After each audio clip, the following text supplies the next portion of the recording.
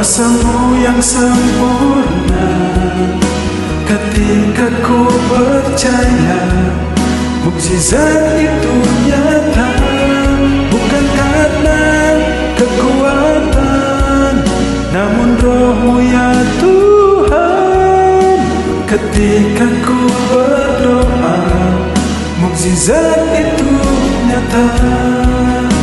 Ketika ku percaya, ketika ku berdoa, ketika ku percaya, mukjizat itu nyata.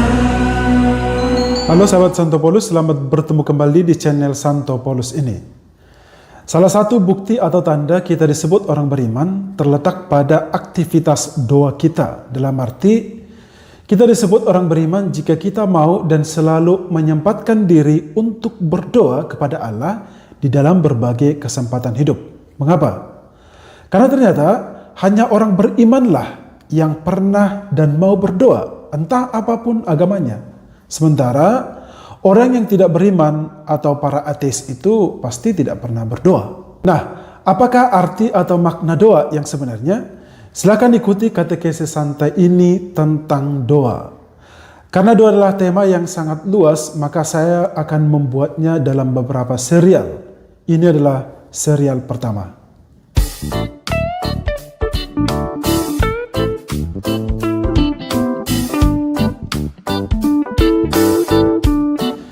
Di serial pertama, katekese tentang doa ini, kita mau membahas arti doa secara umum menurut Gereja Katolik. Menurut Katekismus Gereja Katolik artikel 2559, doa adalah pengangkatan jiwa kepada Allah atau suatu permohonan kepada Allah untuk memperoleh hal-hal yang baik.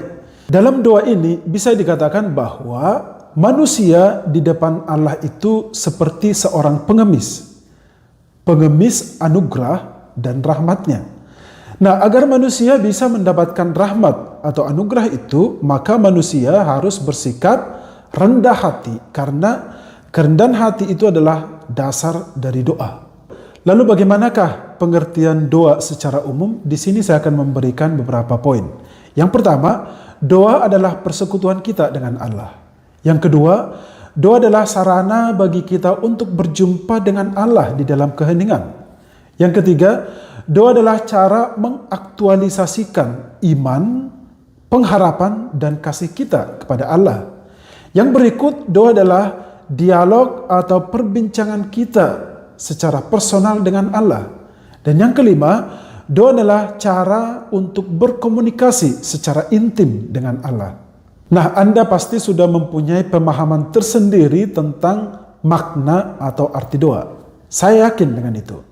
Kalau Anda berkenan membaginya, silahkan nanti Anda tulis di kolom komentar ini.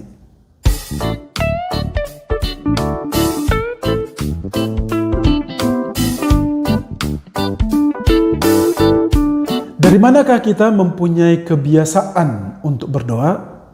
Atau siapakah yang mewariskan tradisi berdoa kepada kita?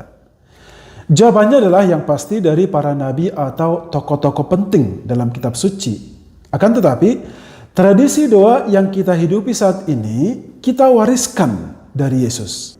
Di dalam Injil kita bisa menemukan ada begitu banyak kisah di mana menceritakan Yesus sering berdoa sendirian. Contoh, yang pertama, Yesus berdoa setelah bangun pagi. Ini bisa menjadi yang kita warisi sekarang seperti doa pagi.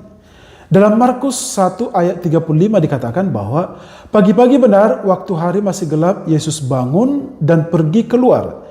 Ia pergi ke tempat yang sunyi untuk berdoa di sana. Yang kedua, saat malam tiba, Yesus berdoa. Ini menjadi doa malam yang kita wariskan hingga saat ini.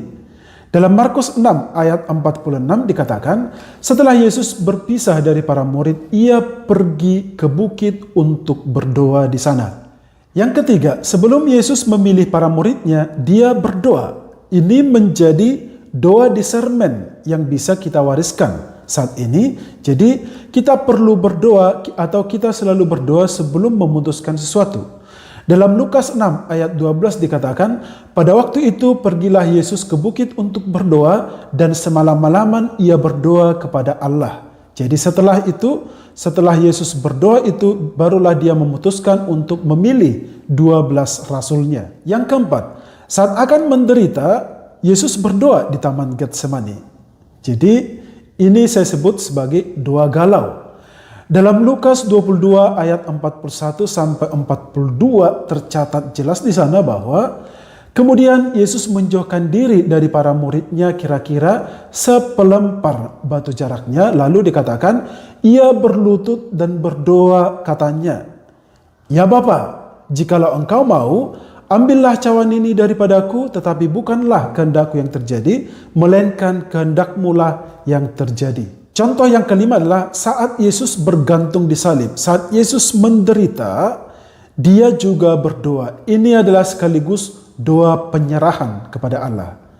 Dalam Lukas 23 ayat 46 dikatakan, Yesus berseru dengan suara nyaring, "Ya Bapakku, ke dalam tanganmu kuserahkan nyawaku."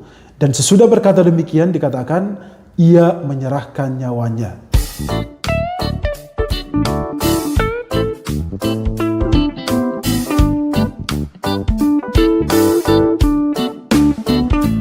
Dari 5 contoh ini, saya bisa mengatakan bahwa ternyata memang Yesus itu adalah pendoa ulung. Dia selalu berdoa dalam berbagai kesempatan hidup yang dia alami. Saat dia bersyukur, dia berdoa.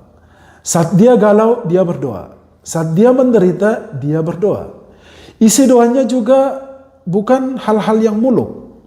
Isi doanya bukan agar kehendaknya yang terjadi, tetapi kehendak Allah lah yang terjadi kepada dirinya. Doa yang Yesus panjatkan itu bukan hanya untuk kepentingan dirinya sendiri, tetapi demi kepentingan orang banyak, terutama demi kepentingan para muridnya dan juga para pengikutnya. Ini contoh ini sangat gamblang atau begitu jelas dijelaskan dalam Yohanes 17 ayat 1 sampai 26. Itu adalah tema atau ayat yang sangat luas di mana Yesus berdoa bagi para muridnya. Satu hal yang menarik lagi adalah bahwa ternyata Yesus tidak hanya berdoa, tetapi dia juga mengajari muridnya untuk berdoa. Makanya lahirlah doa Bapa kami yang sangat terkenal. Demikian juga Yesus menyuruh para muridnya berdoa agar mereka selalu tidak jatuh ke dalam pencobaan. Makanya dalam Lukas 22 ayat 40 dikatakan, setelah tiba di Taman Getsemani, Yesus berkata kepada murid-muridnya, "Berdoalah supaya kamu tidak jatuh ke dalam pencobaan." Lalu doa yang paling bagus itu kira-kira doa apa saja sih? Inilah pertanyaan yang seringkali saya dapatkan dari umat. Banyak orang bertanya kepada saya tentang doa yang paling bagus itu doa mana sih? Nah, untuk itu kita akan membahas itu di episode selanjutnya. Ketika ku berdoa, mukjizat itu nyata.